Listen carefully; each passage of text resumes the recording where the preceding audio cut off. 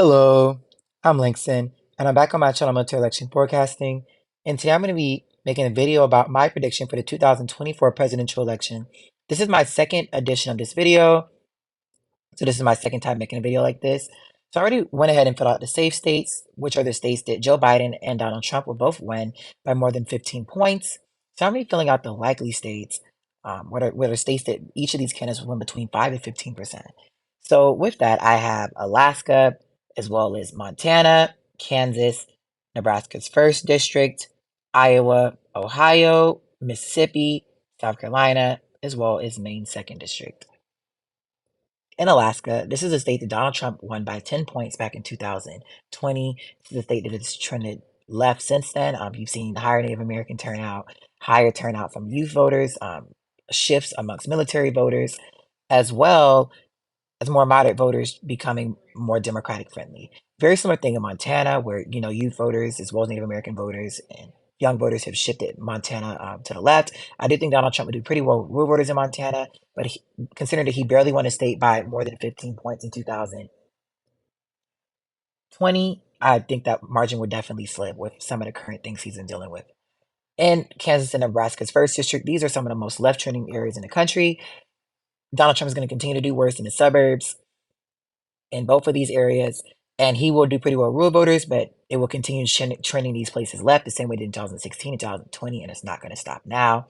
In Nebraska's first district as well, this district has actually been drawn to be more Democratic than it was in 2020, so it could be single digits, but for right now, I still think Donald Trump will still win it somewhat convincingly, but he will definitely not be able to win by more than 15% there. In Iowa, Ohio, and Maine second district, I think Donald Trump will do very well with rural and working class voters in both of these places. I do think that in Ohio, for example, he will do somewhat worse in the suburbs, and I could see better turnout for Democrats in some of the predominantly black areas in Ohio. But regardless, I still think he's going to win all of these places by pretty convincing margins. Probably win Iowa by 7, 8, Ohio by 6, 7, potentially 8, and Maine second district. I think he'll hold up pretty strong there. In Mississippi and South Carolina, he's going to dominate with rural voters. And I think that Joe Biden will do pretty well. Black voters in both of these states. He barely won Mississippi by more than 15 points in 2020. I definitely think that margin will slip under 15 points in 2024. In South Carolina, this is a state that was under 15 points. I expect that to hold up and stay in a modern day. I think he'll probably only win South Carolina by maybe 9, 10 points. It could be a little bit less than that. Mississippi by probably 13, 14. It could be 12. So I'm going to move on for the likely states for Joe Biden, and we have New Mexico. I did that red. I'm sorry. New Mexico, Minnesota, Nebraska second district, as well as Maine, New Hampshire, and Virginia. And as well as Florida is being likely for Republicans. This is a state I'm actually moving up to being likely. I also moved a couple other states up. I moved Missouri and Indiana up. These are states that have been trending right. In Florida, I do expect for Democrats a little bit worse with Hispanic Latino voters relative to 2020. At least Hispanic Latino voters in Florida. I don't expect them to do that nationally, but in Florida, I think what you've seen, especially with Cuban voters, is an actual continuous trend. While we have not seen that with Mexican Americans and other Hispanic voters across the country. And I do expect Donald Trump to perform pretty well with older white voters across the state of Florida. In New Mexico, I expect for trends that you always see with Hispanic Latino voters shifting to incumbents, and that incumbent being Joe Biden now, as well as just better margins in the suburbs. I do expect Donald Trump to do better in the rural areas, but it will not be enough to counteract New Mexico, which would probably make New Mexico probably like a 13, 14 point margin for Democrats. In Minnesota, Joe Biden will continue to improve in the Minneapolis area as he and Hillary Clinton both did in 2020. I don't realistically see that changing, and that will probably give him potentially even up to a double-digit margin in the state of Minnesota. In Nebraska second district, Democrats are going to continue to improve in the suburbs as they've done in every election. And if you see Nebraska second district trend left 2 election cycles, it's not going to stop a third one. In New Hampshire and Maine, Joe Biden will continue to improve with college-educated white voters. These two states, Republicans got smacked in the midterm elections, and that's not going to necessarily change in 2022 or 2020. In New Hampshire, in Virginia, Joe Biden is going to do substantially better with black turnout, as well as continue trending the suburbs in Virginia left in the DMV area. And that's going to be able to give Democrats a probably 12, 13-point margin in Virginia. I do expect Donald Trump to do pretty well with rural voters across the state of Virginia, but it will not be enough to stop Virginia from turning left. Same, it wasn't enough to stop it in 2016 and 2020. So now we're going to be doing the lean states, and I'm going to be doing the lean states for Donald Trump, and he only has one lean state, and that is the state of Texas. I think that Donald Trump will win Texas by more than 1%. I think it'll be roughly a 2 to 3 point margin. I could see it being a little bit under 2%, but right now I think he'll win by 2 to 3 points. I think that Democrats will continue to improve in the suburbs in Texas. I think you'll see pretty good Hispanic and Latino turnout. Not good enough, but I definitely think that Joe Biden will improve there as well as do better just because incumbents do. I think that you'll probably see Denton and Collin County flip, as well as Democrats do really well in the Austin suburbs and, continue to make up ground in Houston, San Antonio, El Paso, as well as do pretty well in Dallas. I don't think they're going to get the turnout in Houston, Dallas, and San Antonio they need to win, but I definitely think that Austin will come out huge for Democrats. I definitely think Donald Trump would dominate rural voters, and his domination of rural voters will be able to give, you know, stop Texas from narrowing to the point where it flips. But I definitely think that he will substantially lose ground in Texas. This is a state that we saw Greg Abbott's margin of victory narrow from a Democratic wave to Republican friendly environment. Texas is just turning against Republicans. And regardless of the candidate, you're going to see these suburbs continue to trend left, especially with a candidate like Donald Trump, as well as higher minority turnout, which is going to be something that narrows Texas dramatically. For Democrats, we have all the lean states that Joe Biden won back in 2020. We have Nevada. These are all the states Joe Biden won practically: Nevada, Arizona, Wisconsin, Michigan, as well as Pennsylvania. So starting off in Nevada, Joe Biden's probably going to improve Hispanic Latino voters just because every incumbent president does. We saw this with Bill Clinton, as well as George W. Bush, Barack Obama, and Donald Trump. So to think that's not going to happen to Joe Biden is just denying history. And even if it doesn't, more of them are just going to vote, which is going to benefit Democrats, especially in Clark County. Because the main reason Clark County has trended a little bit Republican is because Hispanic Latino turnout has dropped in the last two elections. And with decent turnout from those voters, you're going to see a predominantly Hispanic county trend left. That's just how math works. And I definitely think Donald Trump will do really well in rural areas. But regardless, Reno is going to continue trending left. And with better turnout in Las Vegas, Democrats are easily going to win in Nevada, in my opinion, probably by 3 to 4 points. But I could see even a potentially a likely margin. In Arizona, Democrats are going to perform pretty well, in my opinion. I expect for Democrats to do better in Maricopa County as well as in Tucson, do pretty well for Hispanic Latino voters, obviously, with incumbent shifts. I think Donald Trump would do pretty well with rural voters, but obviously there's not too many of them in the state of Arizona. And I definitely think that a lot of these Native Americans will come out for Joe Biden as well. I don't think he'll win by as much as Mark Kelly, but I definitely think that Joe Biden will perform very well in Arizona. He's a substantially weaker candidate, a substantially stronger candidate than Katie Hobbs, who was able to win here by a larger margin than him in 2020. In the Rust Belt, a lot of Republicans have talked about, how a lot of Republicans have talked about how these states trended left mainly because of rural voters not turning out. And that is true. I do want to point out that rural turnout definitely was depressed in 2022, and that hurt Republicans. But Black turnout was low in the Rust Belt as well. And that's something Republicans don't want to talk about. So when you have better turnout from Black voters, that's going to counteract the gains that Trump is going to make in these rural areas and working class areas. Because if you look in the 2022 Senate elections, for example, this is Philadelphia County. Democrats only got 412,000 votes in Philadelphia County. You go back to 2020, Joe Biden got 600,000 votes in that county. That's 200,000 less votes the Democrats got in one county, in one predominantly Black area. So when you hear Republicans talking about the working class in rural areas, that's definitely true. But Democrats also struggle with Black voters as well. So when both of those demographic groups come out at a higher rate, Democrats are still going to benefit in the Rust Belt. So it's really delusional when you hear people say that.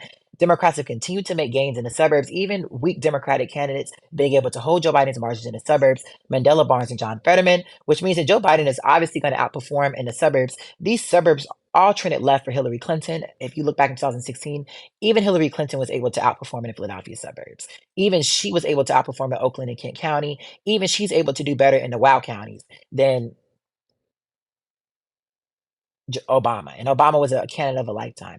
So these suburbs across these three states are going to continue to shift left. You're going to see higher Black turnout, which is going to benefit Democrats the most in all three of these states, in Milwaukee, in Detroit, in Philadelphia.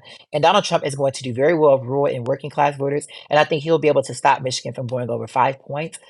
stop these states from trending dramatically to the left. But I definitely think that these states are still going to vote Democratic all by more than 1 point. I think Joe Biden will probably win Wisconsin by 1 to 2, win Michigan by 4 to 5, and win Pennsylvania by, probably 2.5 to 4 points. And I just wanted to bring that up because I always hear Republicans talking about, these rural areas and how Republicans struggle there. That is true, but Democrats also struggle with black voters.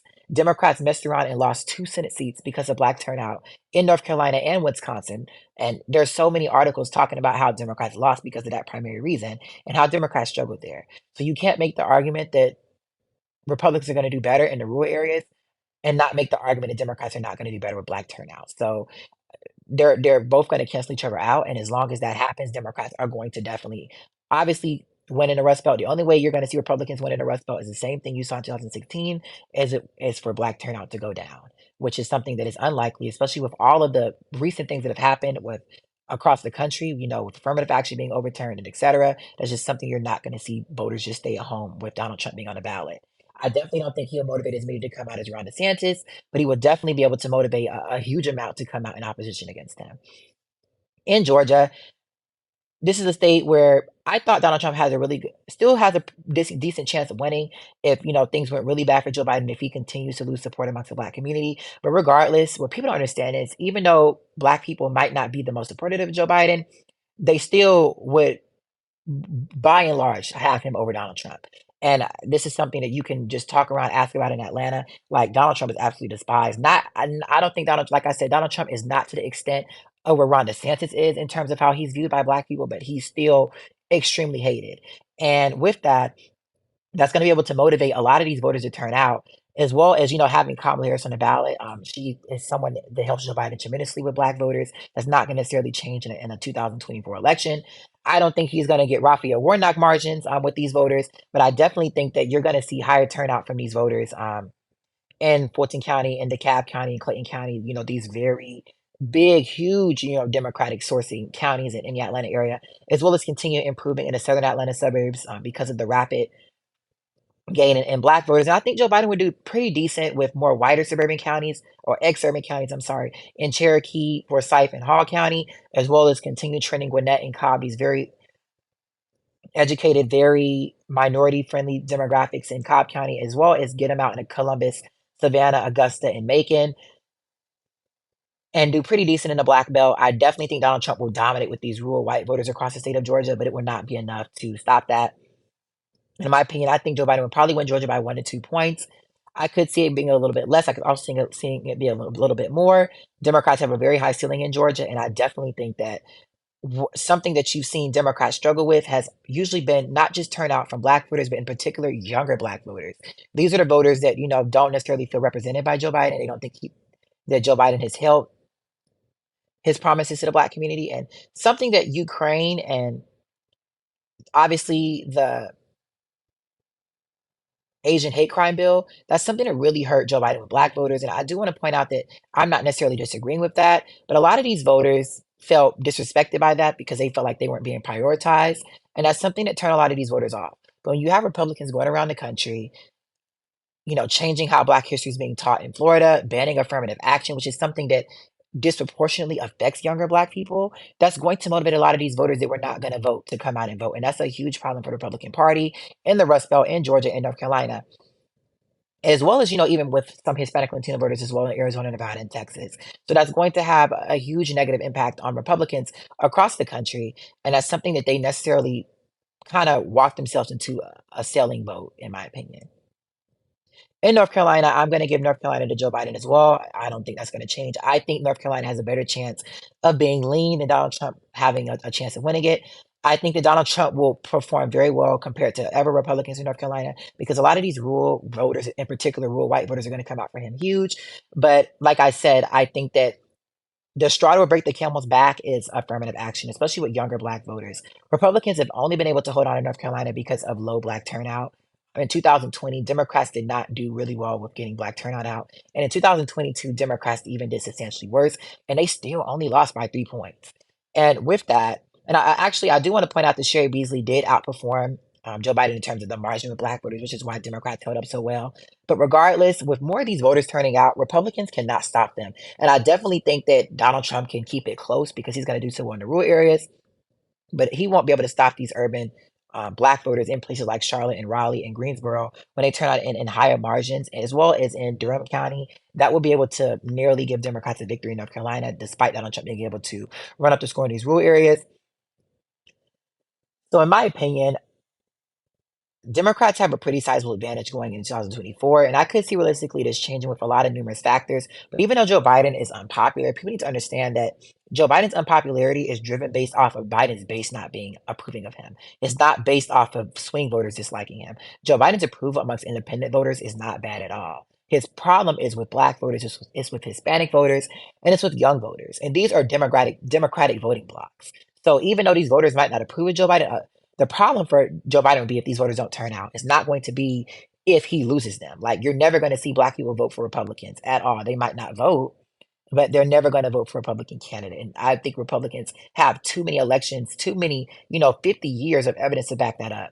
So for Republicans across the country, they're probably going to lose all the states they lost in 2020, as well as North Carolina. And I could see potentially Texas going to Democrats in a best case scenario. And I could also see North Carolina flipping and Georgia as well as some of the Rust Belt states if things get really bad, and the suburbs don't trend as left as they did in 2020 and low black turnout. But regardless, that is a very unlikely scenario. So with how things are happening in the modern day, I do expect for Joe Biden and Kamala Harris to win 319 electoral votes and Donald Trump to win 219 electoral votes. Thank you guys so much for tuning into my video. Make sure to like, subscribe, and comment down below, and have a nice day, you guys. Goodbye.